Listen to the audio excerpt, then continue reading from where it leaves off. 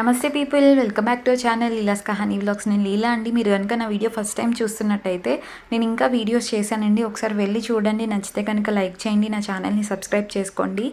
ఈరోజు డే 6 అండి, 10 days weight loss ఛాలెంజ్లో. Morning లేవగానే 1/2 లీటర్ వాటర్ తీసుకున్నాను.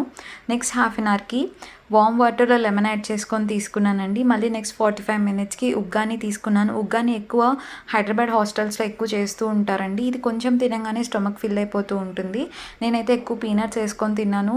నాకు ప్రోటీన్ కావాలి అని చెప్పి నేను అలా తీసుకున్నాను. ఈరోజు ఎక్కువ తీసుకోలేదని 11:30 ఆ టైంకి క్యారెట్స్ తీసుకున్నాను. వెజ్జెస్ నేను ఎక్కడ ఇంక్లూడ్ చేయలేదన్నమాట ఈరోజు, అందుకని నేను ఇక్కడ హోల్ క్యారెట్ తీసేసుకున్నాను అనమాట.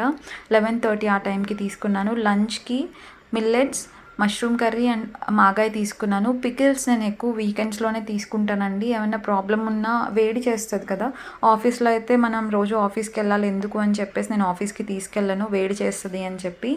స్నాక్స్కి న్యూట్రిచాయిస్ బిస్కెట్స్ తీసుకున్నాను. ఇది చాలా స్టమక్ ఫిల్లింగ్ అనిపిస్తుంది కొంచెం తినంగానే. ఎక్కువ షుగర్ కూడా ఉండదు, ఫైబర్ రిచ్ అనమాట, అందుకే తీసుకున్నాను. ఈరోజు డిన్నర్ చాలా స్పెషల్ అండి.